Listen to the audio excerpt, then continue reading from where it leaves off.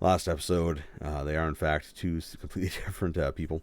Anyways, so Ioun and a few others they don't go for that. They instead focus on creating magical items or working on specific magical feats and accomplishments, that sort of thing.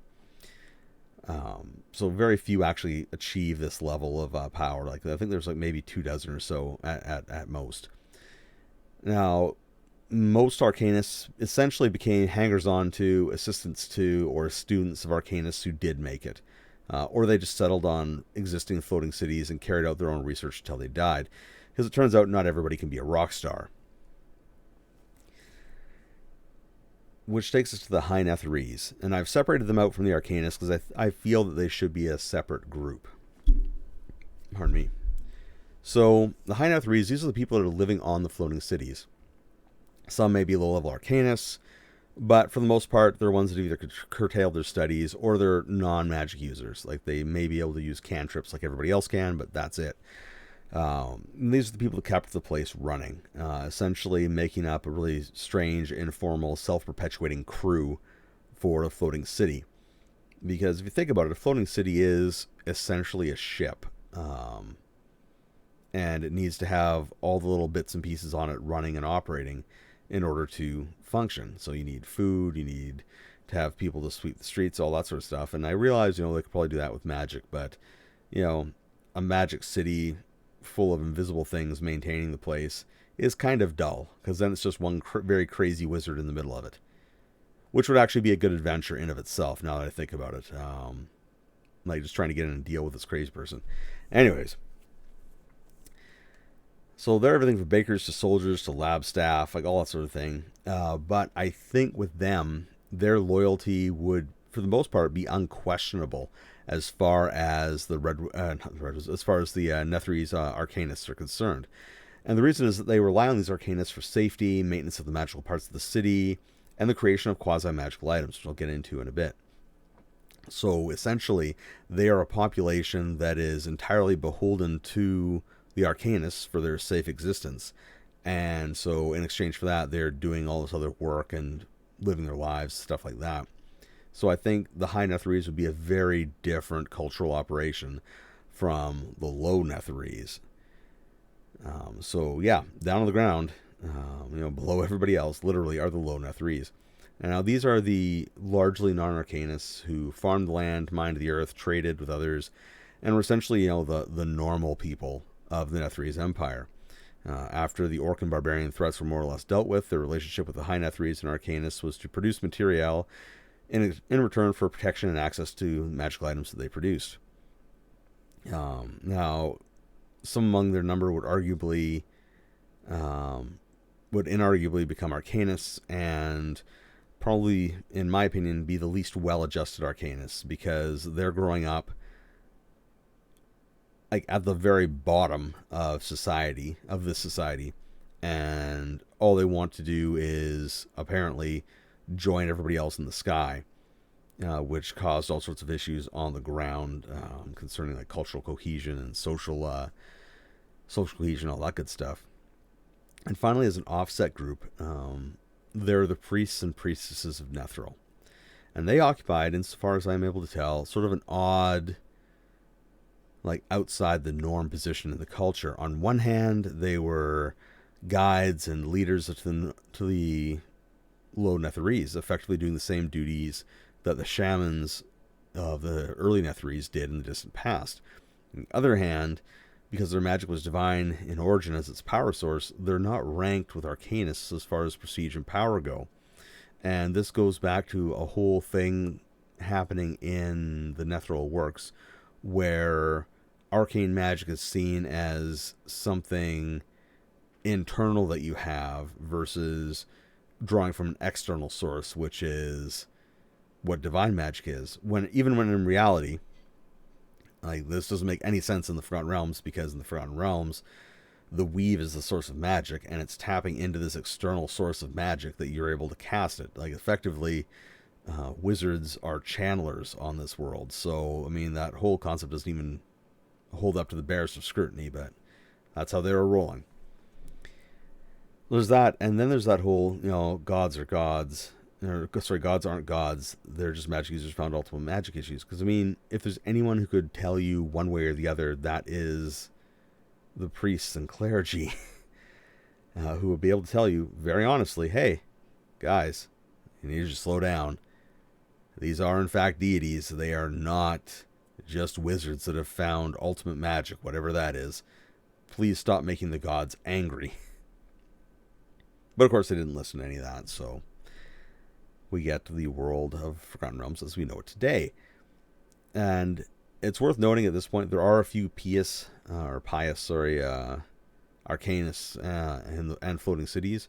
One of which, Selunara, was actually whisked away by Selun herself when magic got turned off. So the whole idea that the High Netherese were this sort of anti-religious and deistic operation at best sort of falls apart with that too. So yeah, a lot of sort of odd things going on there with the culture as described. Now, life and technology in Netheril. This is where things get cool. So right off the hop, if you ever have a chance to go through the Netheril box set, I strongly recommend it. The Netheril, the Empire of Magic, is a fantastic resource of a lot of good ideas. There's a lot of terrible writing in there, so just sort of skip to the mechanics and read those parts because your brain will hurt dramatically less reading that stuff. But yeah, the way they lay out magic is really cool. The spell point system is cool. And they also give these really illustrious sounding names to all the spells because it's so and so's magic missile, or General so and so's magic missile, Mistress, what's her name's fireball. It's because all these spells are being invented by people at this point, and so they went through the entire spell list and wrote names beside all of them, and it's hilarious. So all that stuff's very cool and reflects the highly magical and highly competitive nature of Netheril at the time. And then we get into mythalars and quasi-magical items. And those, yeah, we got to talk about these. So I'm going to be calling quasi-magical items QMIs from now on because QMI is much shorter to say.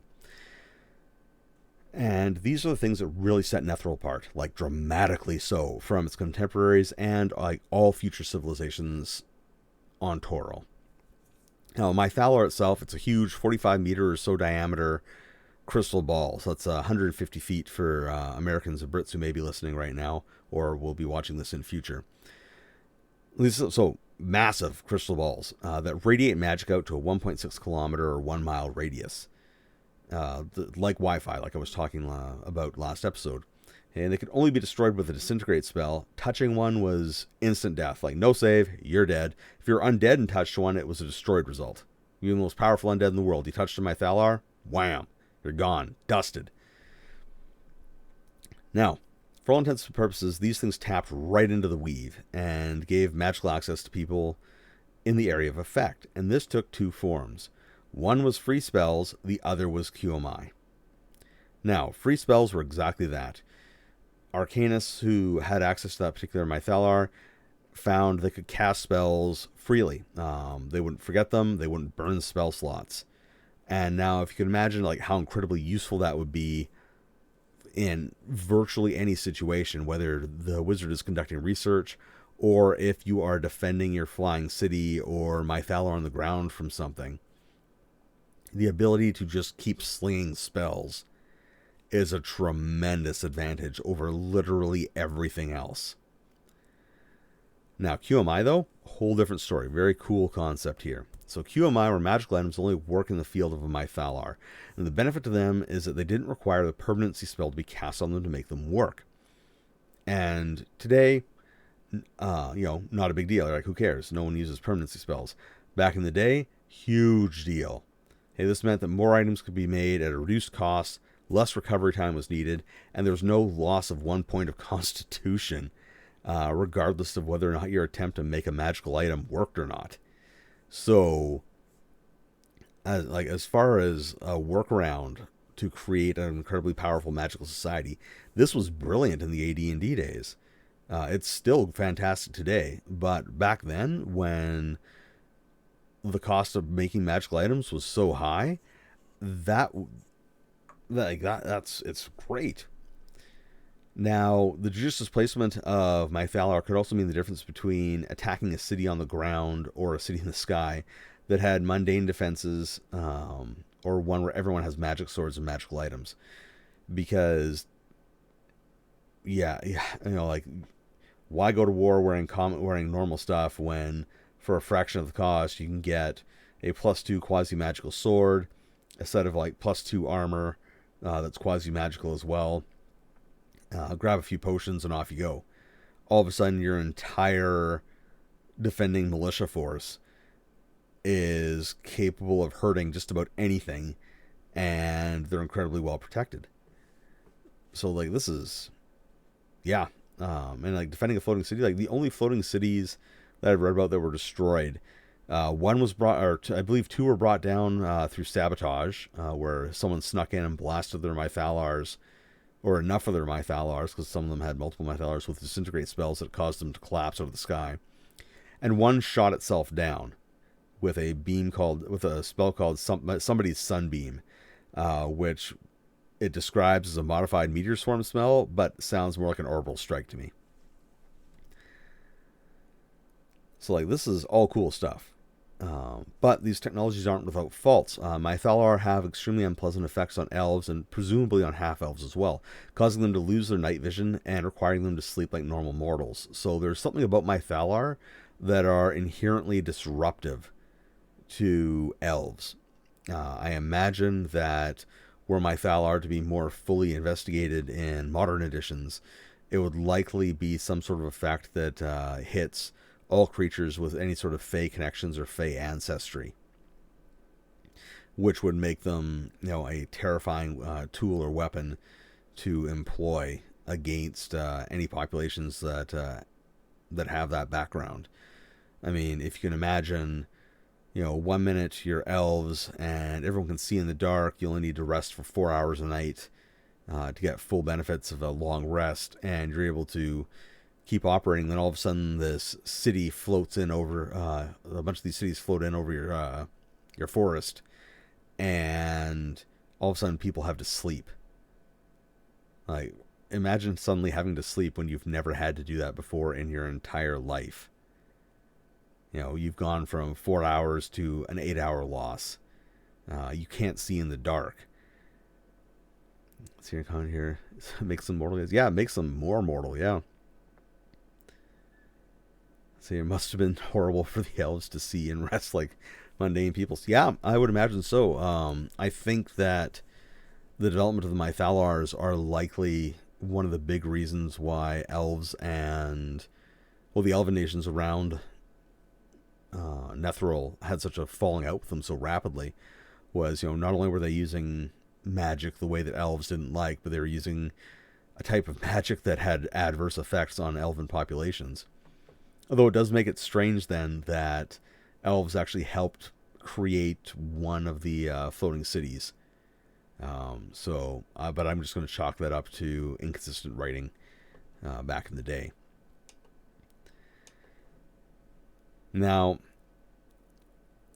they have they have those drawbacks. There's also the fact they're an obvious target. Like, they're not exposed. Like, you don't have to have a Mythalar out in the open to have it working. But knowing where it is and wanting to destroy it is going to be the objective of anybody who's trying to take down your defenses, crash your floating city, or do anything else like that. So, yeah, it's an obvious target. It's something that people are going to want to destroy to get rid of your defenses. So, I mean, once the Mythalar goes down, now all of a sudden there's a hole in the effectiveness of the other ones. So even if you have, say, 3 or 4 of these things keeping an area aloft or set up, if one is destroyed, that area is now a place where people have to rely on all their regular spells. Quasi-magical items don't work anymore, and whatever the attacking force is immediately gains advantage. Now, the process for making these things is implied, at least in my reading of it, that it seems to be a ninth level or an epic magic process. It doesn't appear that they were 10th level, but there's also some flip-flopping through different books and editions about whether or not Mistra banned their creation along with spells of 10th level or above. So it's sort of it's hard to tell what their status is in the game. The only thing that we do know about Mythalars, especially concerning the modern world, Forgotten Realms, is that in 4th edition, the returned Netherese made a ton of the things. As Mistra was down, all the restrictions were gone, and so they were grinding out Mythalars, 10th and 11th level magic, and all that sort of stuff like crazy, right up till Mistra came back online and presumably shut things off. Maybe it's not fully clear whether or not she fully reinstated the bans or not. There's also several that are known to have survived Karsus's folly. One is in an adventure and is actually one of the objectives in the adventure. It's in a crashed city, crash floating city. It's a functional Mythalar, and the Faerun are trying to get access to it to use it to break out of the Sharn Wall, which is not something anybody wants. There's also another one that has, for lack of a better term, a rudimentary AI. So towards the end of Netheril's existence, one of the magic users discovered a way to put intelligence into a Mythalar, which not only made it more powerful, but made it more capable. And there's only one of these known to exist. Now, as far as life in Netheril goes, I would describe it as a dystopian utopia. On one hand, the Netherese want for nothing. They have shelter, they have safety, they have food, they have unparalleled defenses, and all that other sort of stuff. They're also described as being intensely selfish, self-serving, lacking social cohesion, and even anything like past the identity that they share as being Netherese, that's it. So like the glue that holds cultures together is largely described as being absent, and no one seems to have any issues with that whatsoever. So it's like having a bunch of like autonomous units roaming around that occasionally decide to reproduce. So it's really weird, which of course makes a throwaway comment, and it was literally a throwaway sentence, that the low Netherese look to the priests and priestesses for guidance and leadership instead of the high Netherese and arcanists. It makes that sentence make even less sense overall. Which brings us into how I approached Netheril in the past. Now, I considered waiting until next episode for this, but then I realized that it would be such a massive information dump and overload to have in that episode, given that I'm going to be doing the same thing for the Survivor States. So I felt it was better to cover, how I would approach Netheril in the past here. So more than any other nations or lands of the Arcane Age, Netheril is broken. Like, not a little bit. It is super broken. And I think that this is a result of the writers and designers in their drive to make everything fit a fixed narrative and fixed points in time. The results came out really wonky and really messy. So here's my take on how I would approach doing Netheril, and then we'll talk about time travel games afterwards.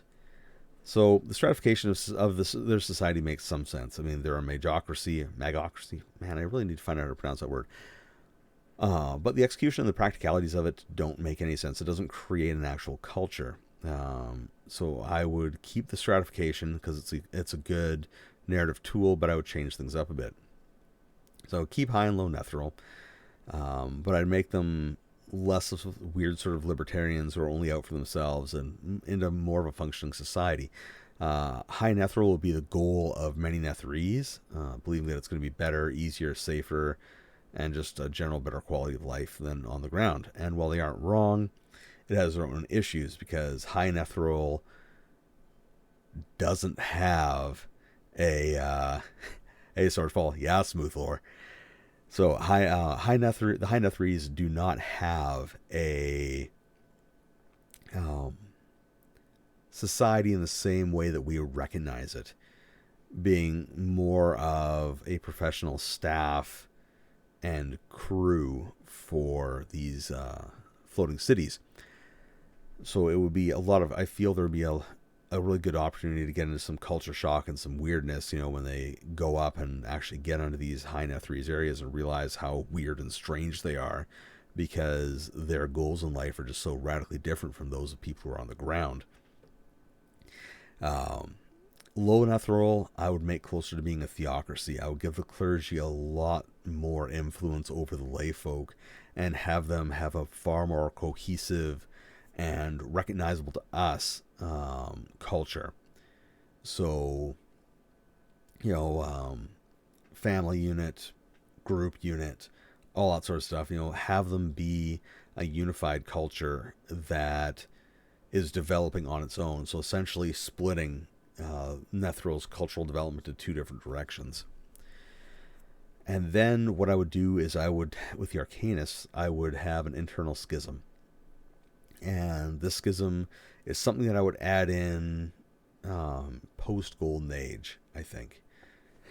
Or me, I think that would be the best place to put it. And the schism would be between those who want to reach the skies, so those who want to follow the traditional paths of power of the Netherese Arcanists, and those who seek to improve the lot of their ground-bound brethren, possibly establishing ground-based mythalars, building up cities. Basically, instead of just magical floating cities that are amazing, have magical cities on the ground and sort of explore what they could do with that and how that would change and how that would develop.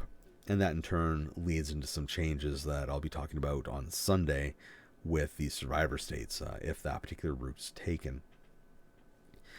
Magic technology. Okay, magic technology is a huge yes for me. Like, all the way in my books, I love magical technology. It is the way forwards. I love my Thalar. I think they're a great tool to use to add some serious magic to the game. And I think that there needs to be variants of them, like possibly ones that aren't as strong, not as powerful, don't have AIs in them, that sort of thing, to add more day-to-day magic to the setting. It would become desirable if you could find one of these things, build your castle over it if it can't be moved, and enjoy the benefits of having indoor plumbing because you can tap into the plane of elemental water and stuff like that, which is something the Netherese did. Yeah, that's right, the Netherese. Full-on indoor plumbing. Like, the only group in the Forgotten Realms that had that. And the other thing that I would do is I would make scavenging Netherese magic a big thing.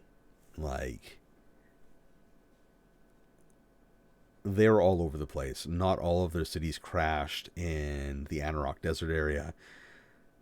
They had outposts, they had trading posts, they had all sorts of stuff going on. There's those underwater cities that exploded. There's magical artifacts out there, and I think there should be a big industry in the modern game of scavenging this stuff. And if you're playing in what would almost be a post-apocalyptic game right after the fall of Netheril, if that's the direction you chose to go for it, I think that would be another great way to run some adventures. Let's see, got a question here. Level based would be an easy thing, like sustains casting up to X level or spells. Well, yeah, absolutely. That would be a fantastic variant of a Mythalar, something that just supported up to a certain level of magic or a certain level of capability, or maybe only had specific spells, or as you said, there are spells from a certain school. Next up, the Faerûn War. So it is very difficult to have, in a lot of these games, to have a justifiable war or justifiable conflict, because so very often things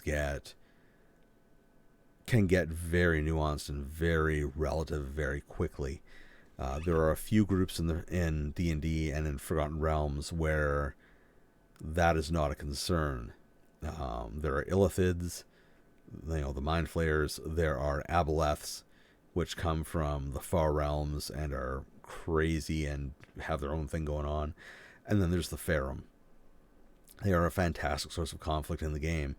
Hey, they were in conflict with the Suruk, and it's revealed in the Lost Kingdoms book from 3.5 edition that they were one of the reasons why Terrasir was visiting the Netherese, was to try to develop the Netherese into a weapon to fight the Faerûn, because they'd fought them as the part of the Suruk Empire, tens of thousands of years ago, and he wanted to finish the job.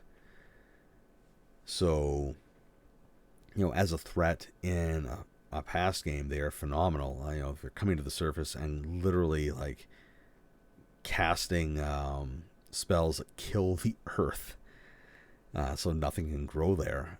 So that's a pretty serious issue. And moving forward into the future, the fact that the Anarok Desert is back should be horrifying to everybody, because A, it's not natural. B, it indicates that the Faerûn are back and are active. And C, the Sharnwall may not be what it once was, so they may not be as easily contained as they once were. Now, in the past, if you're looking for something to do with them there and you want to draw in more of the world, an option you could take would be to turn it into a multifaceted conflict, drawing in Kalimshan, Cormanthir, and Jamdath at a minimum, because these are the major nations that are near to Netheril that would be affected by these creatures if they succeed in wiping out Netheril. They don't want to stop. They want to wipe out all life on the surface. And so these are the groups that are next in line to catch it. So you could bring in like Jamdath, Psionicis, and like troops with psionic powers and weapons and equipment and stuff like that. Cormanthir, of course, you've got all these, you got all the elves, humans, and half elves of that realm, who have had an off again, on again relationship with Netheril.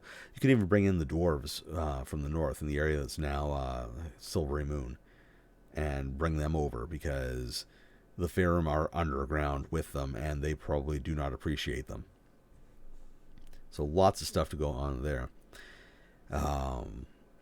Next thing, I would drop the whole barbarian thing. Like, the whole concept of Netheril being surrounded by barbarians was not a good plan in the first place. It did not pan out the way they wanted it to, especially if you look at the rest of the world. Like, if you go to my blog, look at the map, they were not alone. Like, Netheril, as portrayed, is frequently shown as this, like, oh yeah, like this is lone group that did all their own things all alone. There's no one else. There were other people. They traded with Emaskar. They traded with all these other nations.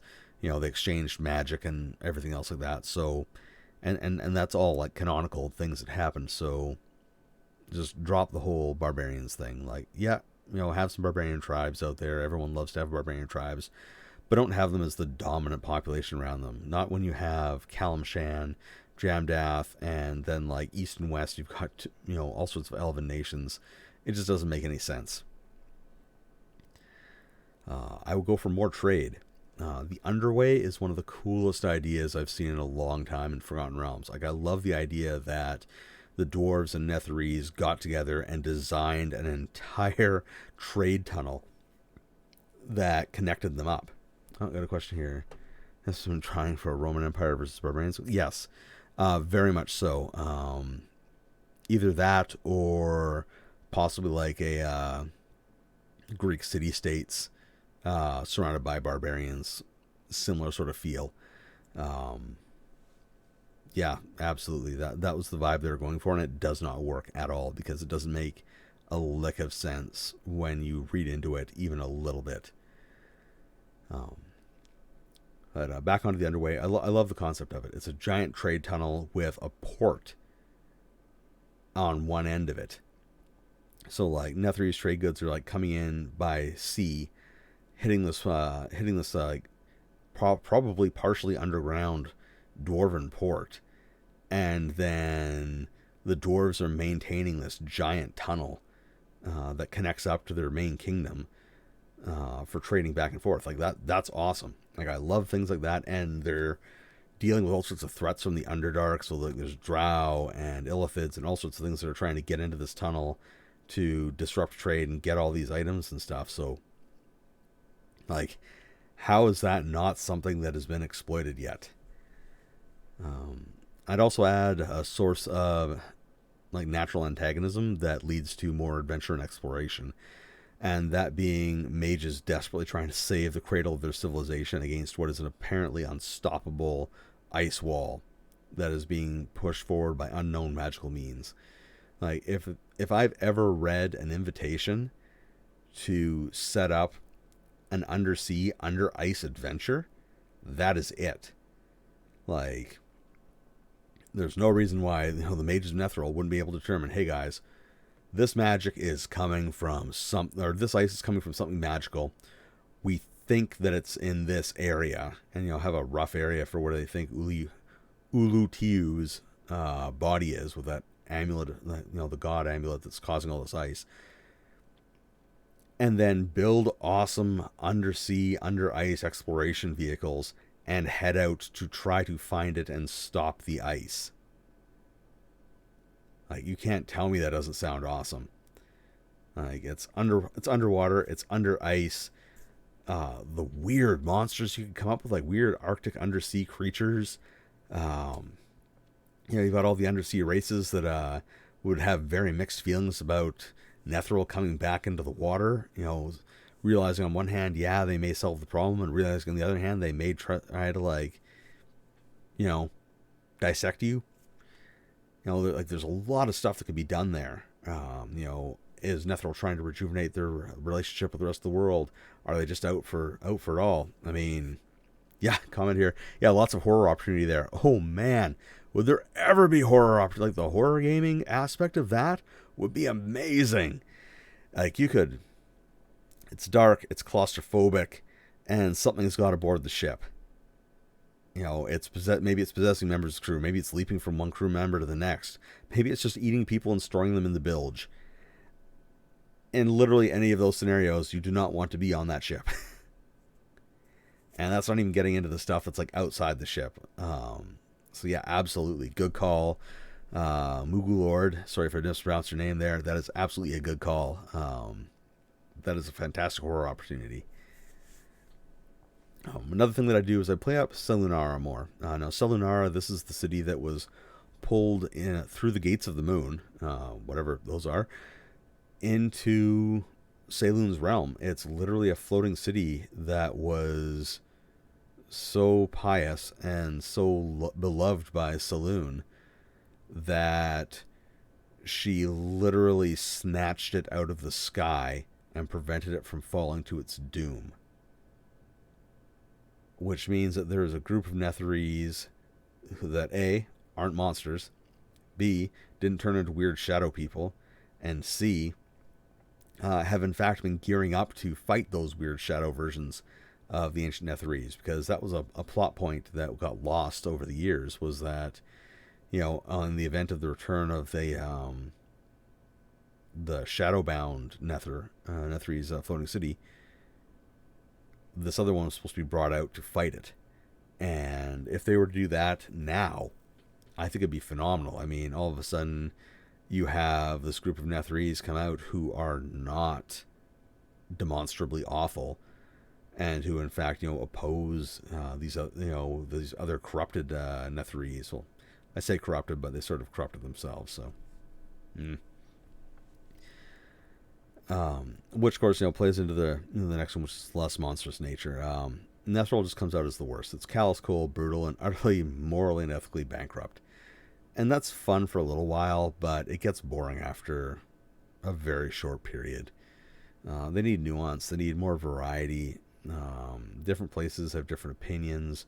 Maybe the floating cities have one or two ground-bound cities that they are linked to, that they prefer, and so they're developing their own culture. Much the same as, real world cities develop their own cultures and their own things as time goes on. So you got like 3,000 odd years of cultural development. You can't tell me that they managed to maintain some sort of bizarre monoculture the entire time, especially when you see the hallmarks of change happening, like the shift from having a king to having a mage, council of mages in charge. and even a brief dalliance with democracy, apparently. Now, the final thing that I'll talk about here is time travel adventures. And this is something I'm going to be writing a post about, but I'm going to talk about it briefly here. I love historical gaming. I love games where you can go into the past and do things. What I don't like is that a lot of games like that and campaigns like that end up being pointless. Because to me, nothing kills a campaign faster than finding out all of your efforts were for naught, and that however things are in the present will stay that way forever, despite the fact that you've just done things that should radically change the timeline. And I say that because this was an option that was sort of vaguely hinted at and then thrown out the window in the now largely retconned and ignored How the Mighty Are Fallen. Now, How the Mighty Are Fallen is the only Arcane Age campaign that was designed with Netheril in mind, and it's literally the last few weeks before Karsus's folly. Almost everything in it was retconned out of existence with the shift to 3.5 because it was so asinine and so weird that it just did not make sense to retain. Like, for example, the Lich Lord with the castle made out of undead, gone. Like, the reason for the conflict, the reason that Karsus cast the spell originally was because of this incredibly powerful Lich Lord. They were rampaging across the place. They had defeated a whole bunch of Netherese armies and forces. They were defeating archmages left, right, and center. And Karsus cast this spell as a method of defeating the Lich Lord. And it did work. It did successfully destroy the Lich Lord's army and a few other things. It also shut off magic and wiped out Netheril. But if you're going to let your players go back in time, be prepared to change things. Let there be a different timeline. So if you're going to have your players go back and adventure in Netheril, make a choice early and let them know. Be like, hey, this is happening under, no deviations rules. You guys can come back here, adventure, and meet all these people, but you're not going to be able to change things. Or let them change stuff. Because you can still have the fall of Netheril and have it not result in magic turning off. Not result in a lot of the radical changes that happened. Like perhaps they convince Karsus to absorb the God of War's power instead of the Goddess of Magics. And he does that. The spell still fails. All sorts of havoc breaks loose. But, the floating cities don't fall out of the sky, all that sort of stuff. But you see the end of Netheril, stuff, the whole place collapses after that because Mister comes down like a sack of hammers on him and shuts him down or something like that. But the point is, let people change stuff. Have fun with it. Like, if it ends up being some weird alternate timeline, just go for it. There's a lot of opportunity there, a lot of fun to be had, and you can really start getting into some really interesting, fun deviations from the norm. Really make a game your own. So, next episode, this Sunday, Series 2 of the Arcane Age continues. We're finishing off Netheril. I will be covering its survivor states, their development and fates, and how to approach them and Netheril in a modern context and in the context of them perhaps surviving and carrying on in that post-apocalyptic setting when magic is now limited. Thank you very much for listening. This has been Lord Diver, a POCGamer podcast. If you liked what you heard, please like and subscribe. If you want to see more, head over to my blog, POCGamer.com, and check out POCGamer on Twitter, Instagram, and Facebook. If you want to support this podcast, there's links to coffee on my blog and Patreon there as well, and all that same information on my social media. Music was provided by purple-planet.com. Thanks for listening, and have a great day.